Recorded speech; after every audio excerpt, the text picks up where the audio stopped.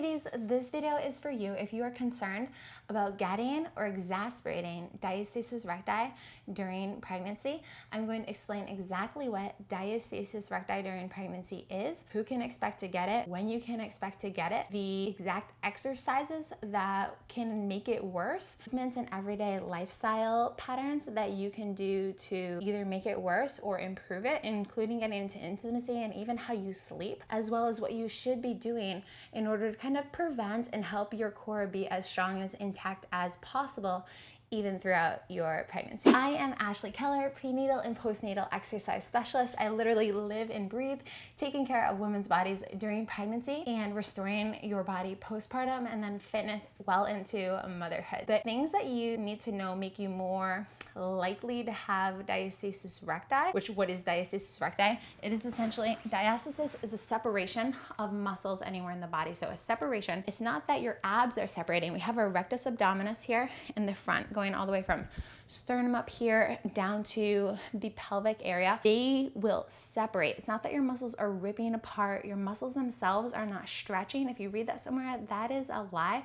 What's going on is in between these two long sheaths of muscles is a long connective tissue called the linea alba. The linea alba increases in its elasticity during pregnancy, and the linea alba will stretch apart. So your ab muscles have come from here about 1.5 fingers apart before we've had babies, is very normal. And they will stretch to be 2, 3, 4 finger widths apart in the center, 5 even, depending on how big your belly grows, the height of your torso, whether or not this is your second or third or fifth pregnancy.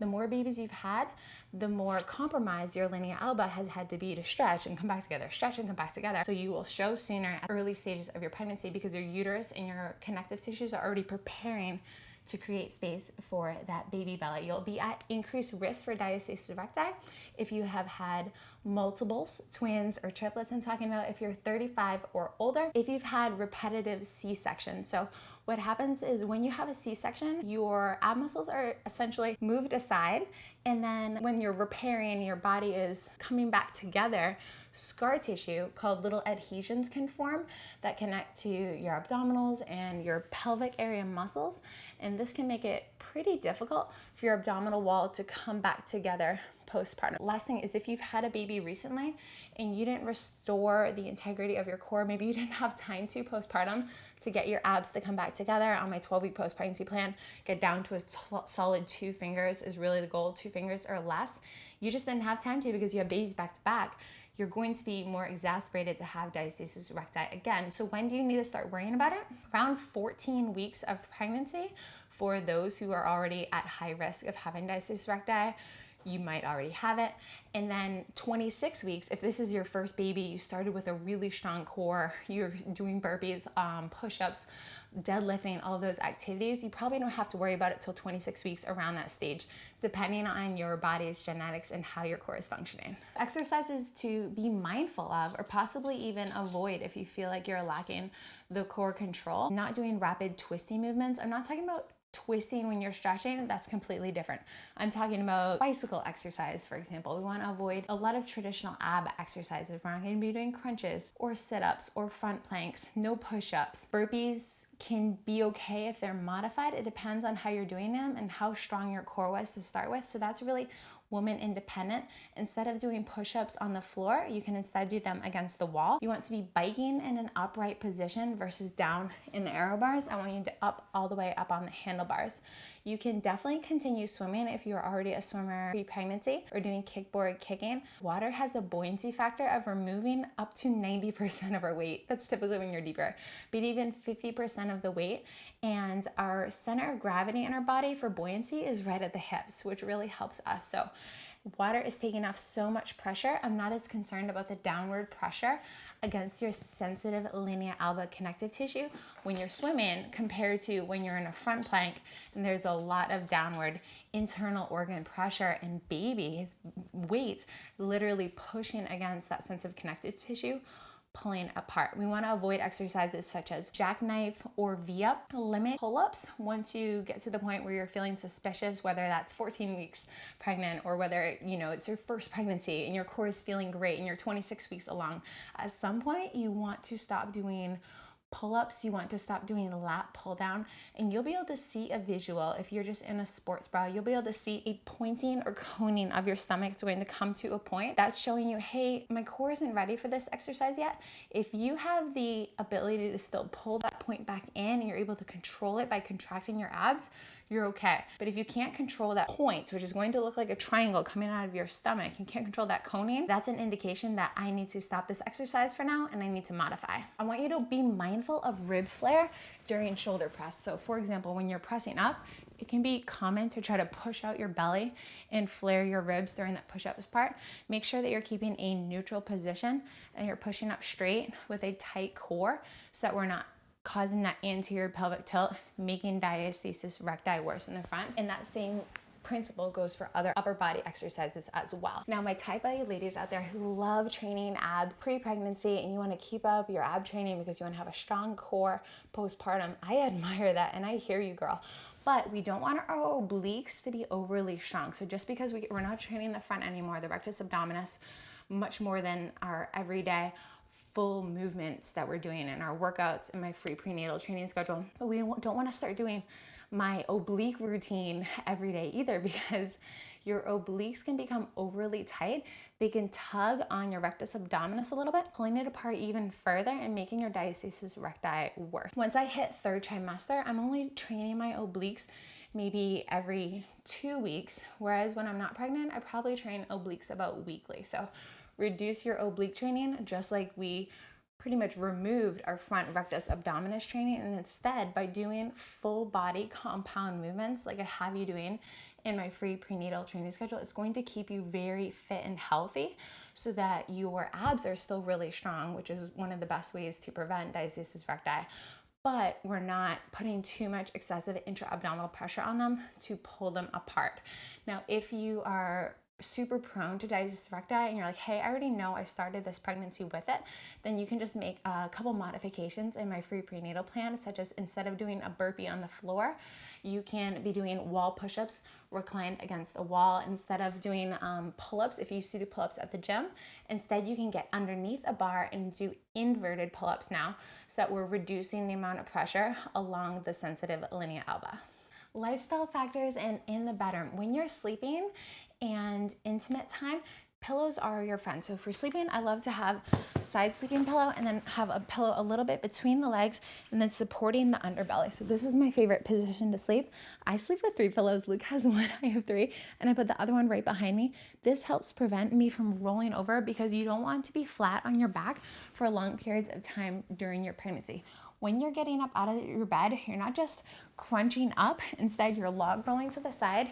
You're pushing yourself up just like you just saw me do. And then you can step to get out of bed versus crunching, which puts a lot of pressure on the linea alba. When you're having intimacy, pillows again are your friend.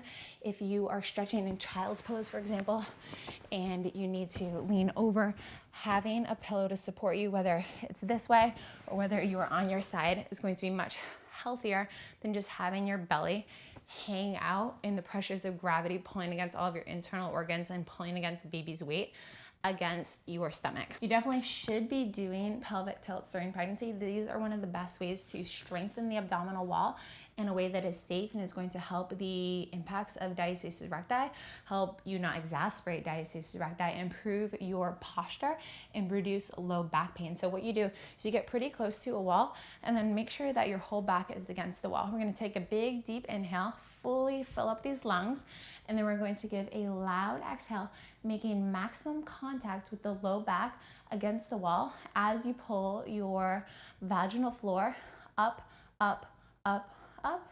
We're gonna hold and then completely relax. So here we go. So we're gonna inhale in and then exhale, looking down, a slight tilt, pelvic tilt.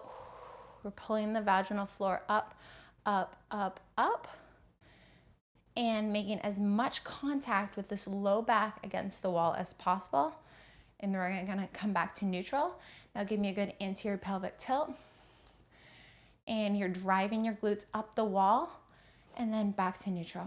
That's how we do pelvic tilts, and you can also do these sitting on a stability ball. Make sure that your size stability ball is appropriate for you.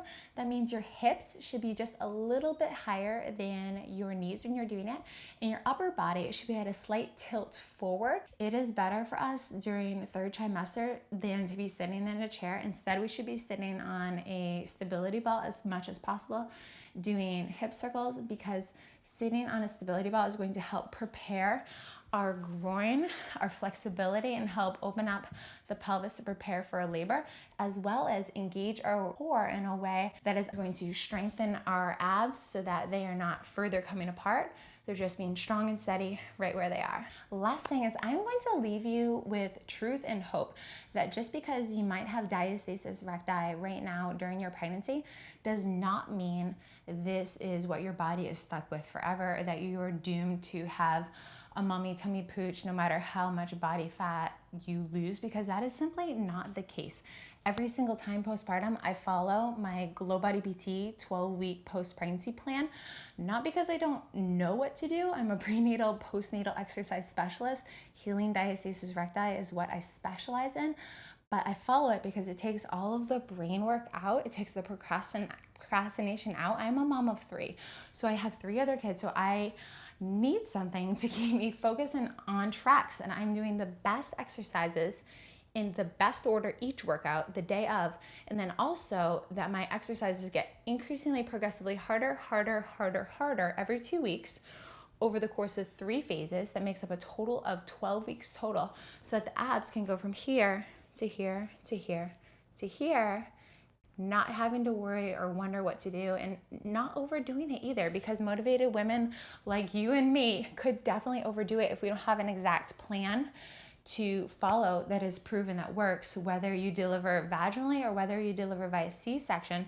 The 12-week post-pregnancy plan will help your core come back together so that you can feel more intact and have integrity in your core, so you can get back to doing whatever exercise or movement pattern that you want to without stress or worry about what it's going to do to exacerbate the mommy tummy poo. If you learned something new today in this video, please give it a thumbs up and subscribe. Join me because I give you so much free content. It'd be crazy not to subscribe. If you have questions, or if you've done my 12-week post-pregnancy plan, leave a comment below. Let other ladies know. I'm happy to provide support and answer all of your questions. I literally live and breathe prenatal, postnatal fitness, and I am here to support you in this Glow Body PT community. You're my priority beyond my inner circle, my family. I am here to serve you and pour into you because I genuinely care about delivering you results so that you can feel more confident and more intact functionally as a mother. So anyways, I love you ladies so much. I'll see you next time. Bye.